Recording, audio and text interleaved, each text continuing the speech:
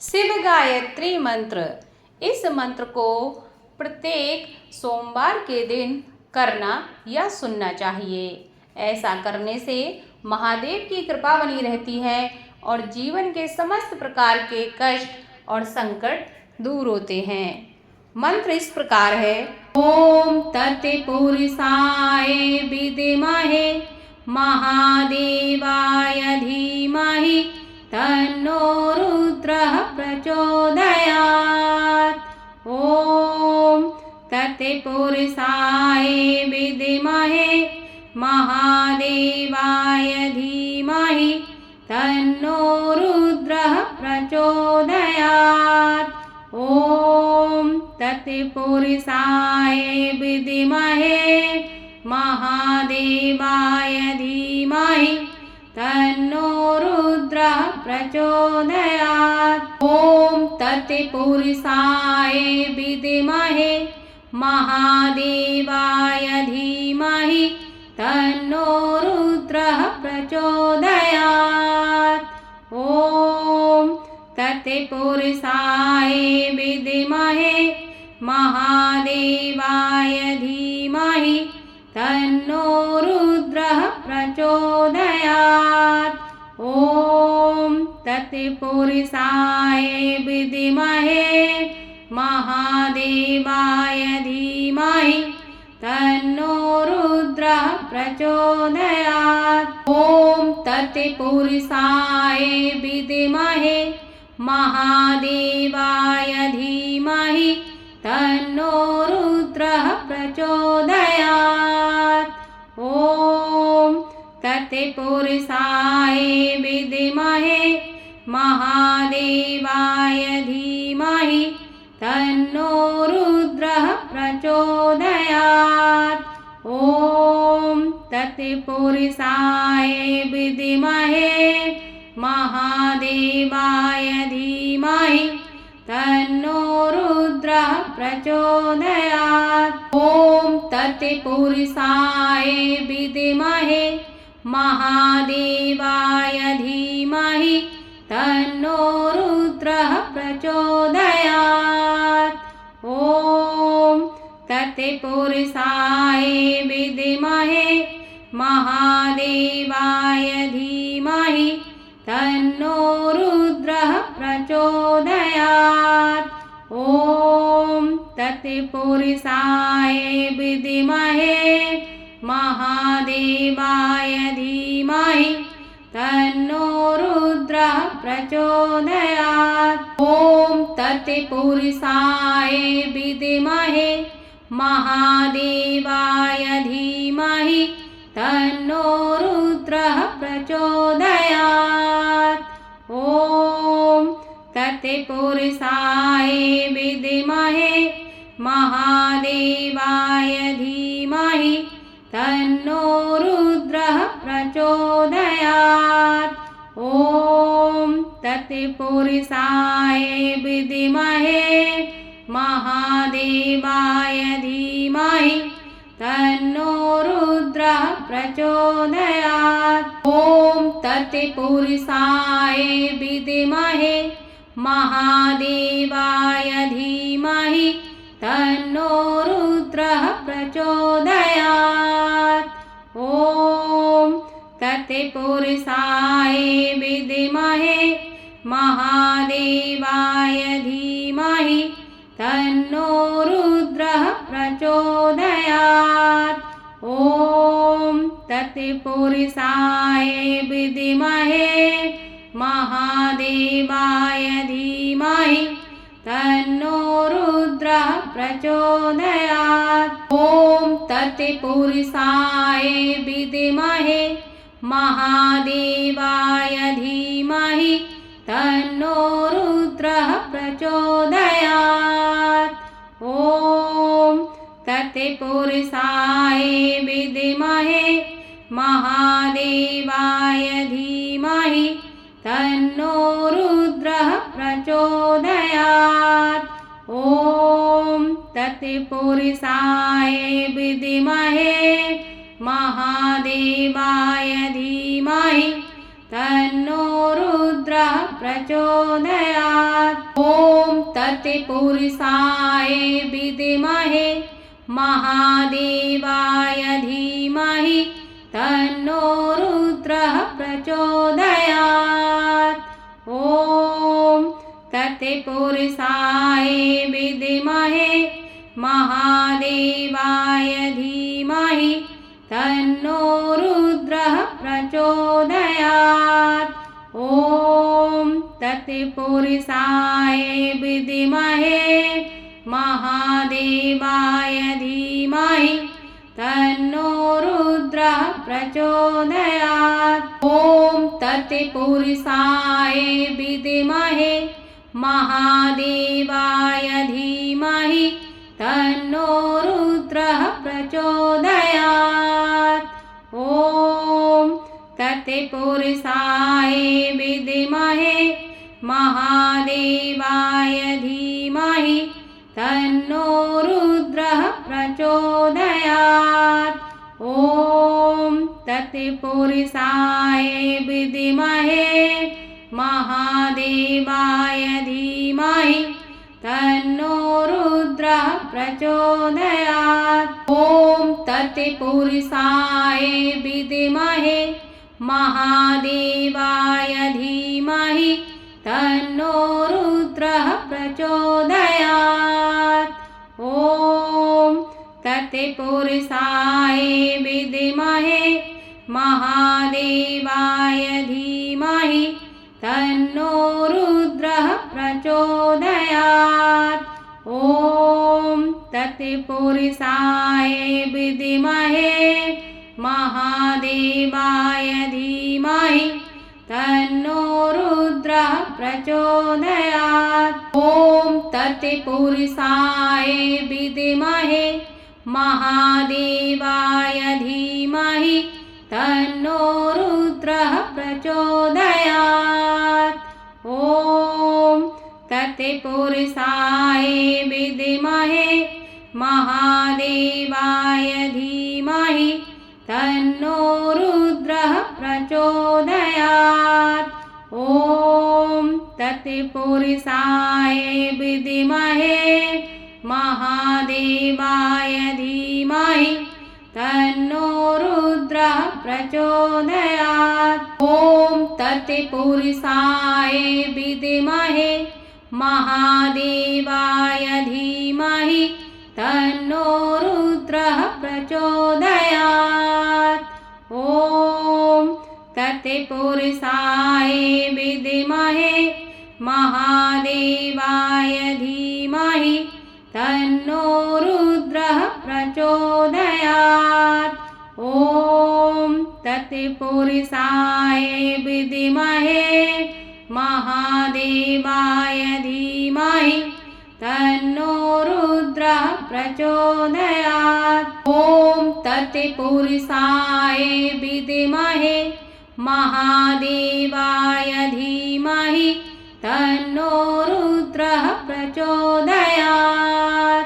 ॐ तत्पुरुषाय विद्महे महादेवाय धीमहि तन्नो रुद्रः प्रचोदयात्।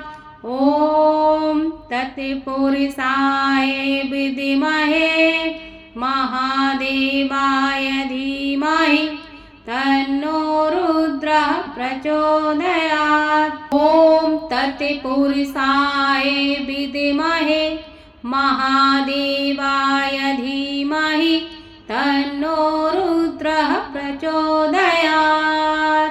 ॐ तत्पुरुषाय विद्महे महादेवाय धीमहि तन्नो रुद्रः प्रचोदयात्।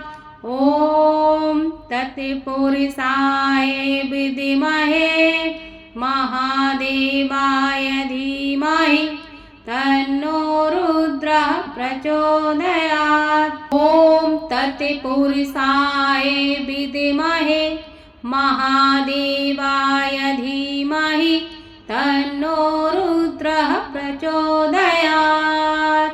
ॐ तत्पुरुषाय विद्महे महादेवाय धीमहि तन्नो रुद्रः प्रचोदयात्।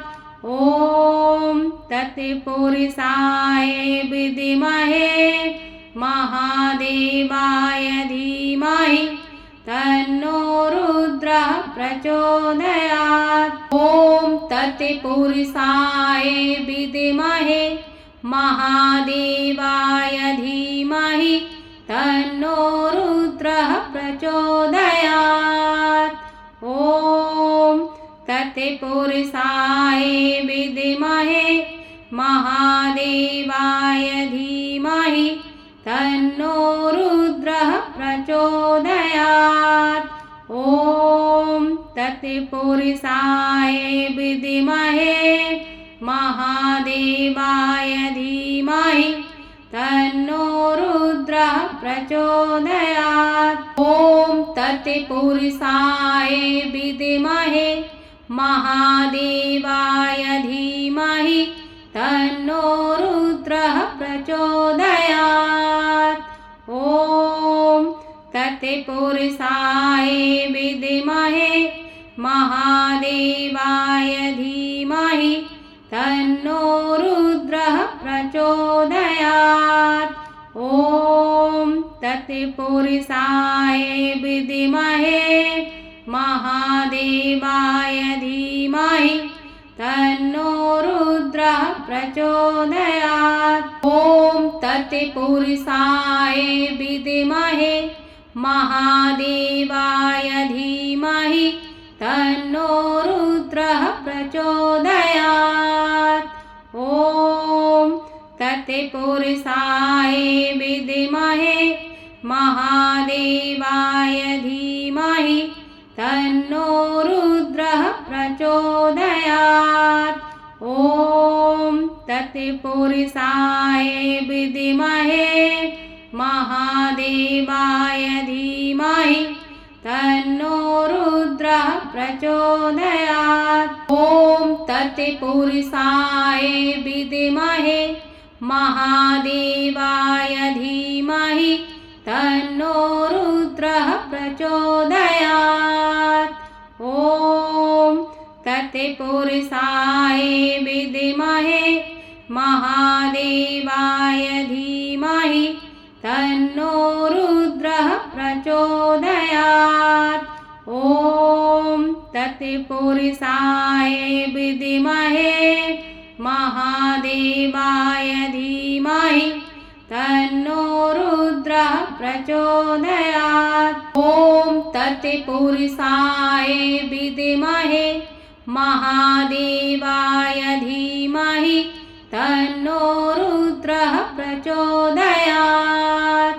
ॐ तत्पुरुषाय विद्महे महादेवाय धीमहि तन्नो रुद्रः प्रचोदयात्। ॐ तत्पुरुषाय विद्महे महादेवाय धीमहि तन्नो रुद्रः प्रचोदयात्। ॐ तत्पुरुषाय विद्महे महादेवाय धीमहि तन्नो रुद्रः प्रचोदयात्। ॐ तत्पुरुषाय विद्महे महादेवाय धीमहि तन्नो रुद्रः प्रचोदयात्। ॐ तत्पुरुषाय विद्महे महादेवाय धीमहि तन्नो रुद्रः प्रचोदयात्। ॐ तत्पुरुषाय विद्महे महादेवाय धीमहि तन्नो रुद्रः प्रचोदयात्। ॐ तत्पुरुषाय विद्महे महादेवाय धीमहि तन्नो रुद्रः प्रचोदयात्। ॐ तत्पुरुषाय विद्महे महादेवाय धीमहि तन्नो रुद्रः रुद्रः प्रचोदयात्। ॐ तत्पुरुषाय विद्महे महादेवाय धीमहि तन्नो रुद्रः प्रचोदयात्। ॐ तत्पुरुषाय विद्महे महादेवाय धीमहि तन्नो रुद्रः प्रचोदयात्। ॐ तत्पुरुषाय विद्महे महादेवाय धीमहि तन्नो रुद्रः प्रचोदयात्। ॐ तत्पुरुषाय विद्महे महादेवाय धीमहि तन्नो रुद्रः प्रचोदयात्। ॐ तत्पुरुषाय विद्महे महादेवाय धीमहि तन्नो रुद्रः प्रचोदयात्। ॐ तत्पुरुषाय विद्महे महादेवाय धीमहि तन्नो रुद्रः प्रचोदयात्। ॐ तत्पुरुषाय विद्महे महादेवाय धीमहि तन्नो रुद्रः प्रचोदयात्। ॐ तत्पुरुषाय विद्महे महादेवाय धीमहि तन्नो रुद्रः प्रचोदयात्। ॐ तत्पुरुषाय विद्महे महादेवाय धीमहि तन्नो रुद्रः प्रचोदयात्। ॐ तत्पुरुषाय विद्महे महादेवाय धीमहि तन्नो रुद्रः प्रचोदयात्। ॐ तत्पुरुषाय विद्महे महादेवाय धीमहि तन्नो रुद्रः प्रचोदयात्। ॐ तत्पुरुषाय विद्महे महादेवाय धीमहि तन्नो रुद्रः प्रचोदयात्। ॐ तत्पुरुषाय विद्महे महादेवाय धीमहि तन्नो रुद्रः प्रचोदयात्। ॐ तत्पुरुषाय विद्महे महादेवाय धीमहि तन्नो रुद्रः प्रचोदयात्। ॐ तत्पुरुषाय विद्महे महादेवाय धीमहि तन्नो रुद्रः प्रचोदयात्। ॐ तत्पुरुषाय विद्महे महादेवाय धीमहि तन्नो रुद्रः प्रचोदयात्।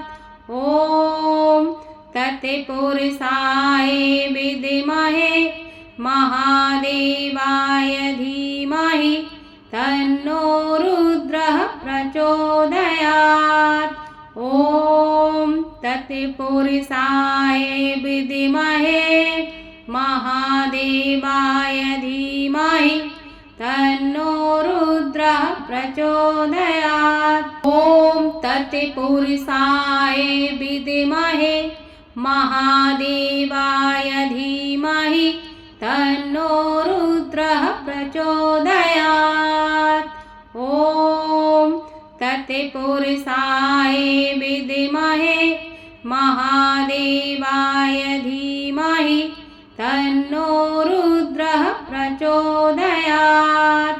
ॐ तत्पुरुषाय विद्महे महादेवाय धीमहि तन्नो रुद्रः प्रचोदयात्। ॐ तत्पुरुषाय विद्महे महादेवाय धीमहि तन्नो रुद्रः प्रचोदयात्। ॐ तत्पुरुषाय विद्महे विद्महे महादेवाय धीमहि तन्नो रुद्रः प्रचोदयात्। ॐ तत्पुरुषाय विद्महे महादेवाय धीमहि तन्नो रुद्रः प्रचोदयात्। ॐ तत्पुरुषाय विद्महे महादेवाय धीमहि तन्नो रुद्रः प्रचोदयात्।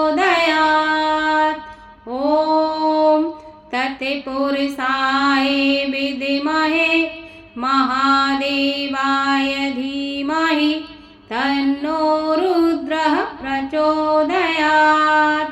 ॐ तत्पुरुषाय विद्महे महादेवाय धीमहि तन्नो रुद्रः प्रचोदयात्। ॐ तत्पुरुषाय विद्महे महादेवाय धीमहि तन्नो रुद्रः प्रचोदयात्। ॐ तत्पुरुषाय विद्महे महादेवाय धीमहि तन्नो रुद्रः प्रचोदयात्। ॐ तत्पुरुषाय विद्महे महादेवाय धीमहि तन्नो रुद्रः प्रचोदयात्। ॐ तत्पुरुषाय विद्महे महादेवाय धीमहि तन्नो रुद्रः प्रचोदयात्।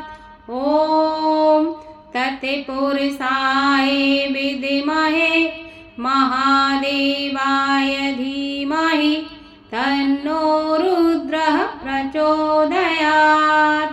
ॐ तत्पुरुषाय विद्महे महादेवाय धीमहि तन्नो रुद्रः प्रचोदयात्। ॐ तत्पुरुषाय विद्महे महादेवाय धीमहि तन्नो रुद्रः प्रचोदयात्। ॐ तत्पुरुषाय विद्महे महादेवाय धीमहि तन्नो रुद्रः प्रचोदयात्। ॐ तत्पुरुषाय विद्महे महादेवाय धीमहि तन्नो रुद्रः प्रचोदयात्। ॐ तत्पुरुषाय विद्महे महादेवाय धीमहि तन्नो रुद्रः प्रचोदयात्। ॐ तत्पुरुषाय विद्महे महादेवाय धीमहि तन्नो रुद्रः प्रचोदयात्।